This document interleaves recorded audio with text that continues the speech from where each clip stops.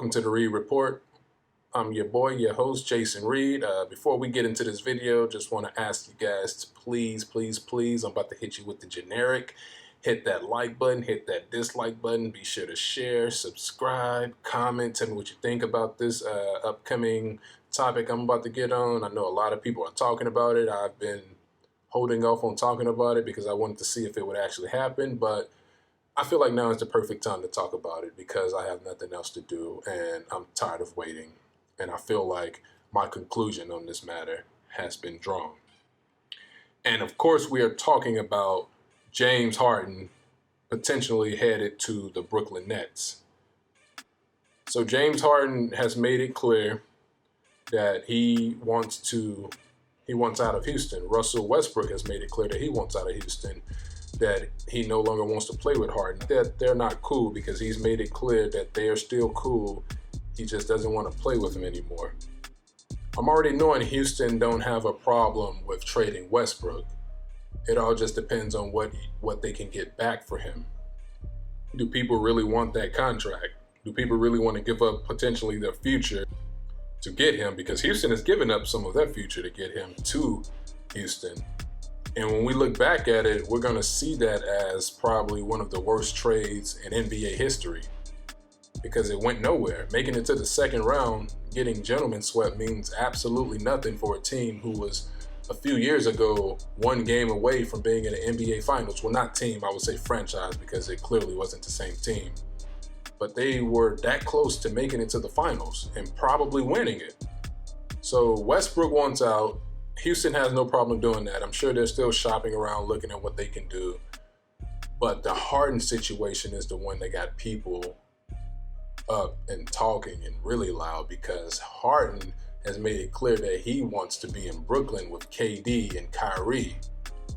And I look at it from this situation, from this standpoint, if I'm just cutting right to the chase, Houston's management doesn't owe James Harden anything. He's won MVP. He's got the big contract. He's the one that has failed to deliver. He's the one that has not taken that next step in the postseason. They've put him in position and in place to do those things. They made it to the Western Conference Finals. Dwight Howard was there. James Harden wanted Dwight there. They got there. They made it all the way to the Western Conference Finals. The previous year, they were beaten by Portland on Dame's buzzer beater to lose in, I think, the first round. And then Dwight and James Harden goes all the way to the Western Conference Finals in 2015, where they lose to the Warriors in 5 games. In position to make it to a championship. Yes, the Warriors were a great team, but they weren't really, I guess you could debate this, but were they really that much better than Houston? I guess they were. But anyways, they were one series win away from making it to the NBA Finals. Fast forward with Chris Paul. James Harden no longer wanted Dwight Howard there. Dwight left. He went somewhere else, a lot of places after Houston, in fact. And Chris Paul gets there. And what do? They win 67 games, if I'm not mistaken. They have the best record in all the NBA, or at least the Western Conference, and they make it to the Western Conference Finals, and they are one win away. They took the Warriors to the distance. Chris Paul did get injured, but they were still in that game. They still had a chance to win. James Harden did not deliver. We always look at when LeBron come up short, and we say, oh, MJ would have taken them over that hump, or Kobe would have done this and all of that.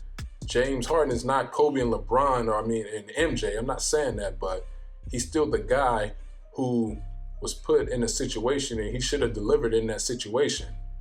And then when you fast forward 2 years ago now, you don't wish injury on nobody, but, excuse me, my phone just went off there, but KD gets injured in the second round. KD gets injured and Chris Paul is healthy. James Harden is healthy. This series was tied 2-2, if I'm not mistaken. And Houston couldn't even win a game with no KD. And we were all complaining, well, not complaining, but saying, oh, if Chris Paul was there the year prior, Houston would have been in the NBA Finals. And now they had that situation and they had it laid out for them the year after, and they lose to the Warriors. James Harden is a common denominator in all of these things. He no longer wants Chris Paul there. Chris Paul leaves. They get Westbrook there. They get gentlemen swept by the Lakers in the second round. At some point, you have to start looking at Harden. If I'm Houston, I'm going to make things uncomfortable, which is a headline that I saw, that they're willing to make things uncomfortable, which I'm assuming that it's not trading Harden, having, Harden still in the organization and, things just being uncomfortable. You guys know how that stuff goes. I'm willing to do that because unless you're putting Kyrie Irving in this deal, which I would still be hesitant to make, I'm not trading James Harden to Brooklyn. For what? To be another playoff team? Why would I? I'm not trading Harden unless I can get back equal value for him. I don't know if they can get that anywhere, but unless you putting Kyrie in this deal and that's not equal value, I'm not trading him to Brooklyn to deliver them potentially a championship. Make things uncomfortable until you can find the right deal. That's what I'm doing if I'm managing the Houston Rockets. Because they don't owe him anything. James Harden is in no position to where he's done this incredible thing and tried so hard and the organization wasn't delivering him enough. He's not in that position like I would say LeBron James. Even though LeBron wasn't traded, he just left. But there are plenty of guys that you can look back in history and say, man, the organization has really done them a disservice. They owe it to this guy. They owe it to him to trade him to a championship team where he can go win. That's not the Harden-Houston situation. Houston has put him in that position. He's come up short. Yes, he's won MVP. We know he can go get 60 on any team and he can do this and do that. Harden is a great player. Nobody's doubting that. Some people say that he's the greatest offensive player in NBA history, the greatest one-on-one player in NBA history. But at some point in time, who cares? Who cares? When Tom Brady's with the Patriots, who cares if New England goes 14-2? If they lose in the divisional round, that's a failure. LeBron James in the East, who cares if he make it to the finals? Anything short of winning it is a failure. There comes a point in time where you have to rise above certain points of your career. Nobody cares if James Harden averages 40 points per game on a season and make it to the playoffs. It's now win a championship. Because we know you can make it to the playoffs. We know you can be an MVP, a regular season MVP caliber player, but can you be a finals MVP? There comes a point in time where you have to take that responsibility, and I do not blame the Rockets one bit if this trade does not happen, because I would not make the trade unless I'm getting back something equal. If he wants to leave, fine. But I'm not trading you just to be another playoff team. Have you seen the West? I'm not about to rebuild myself. I don't want to rebuild in the West. You got the Clippers, you got the Lakers, you got the Warriors, you got the Nuggets. Those are the top 4 teams. When it's all said and done next year or this upcoming season, one of those teams will be the team that's in the finals. And now you got the Suns on the rise. No pun intended. You got New Orleans. You got Memphis. I'm talking just playoffs at this point. Of course, I'm not talking championship in Memphis and New Orleans, but you got Portland still. No. If you don't want to be there, that's fine, but I'm not just trading you for Spencer Dinwiddie and LeVert or whatever, because they're just going to be another playoff team, and I'm not willing to do that.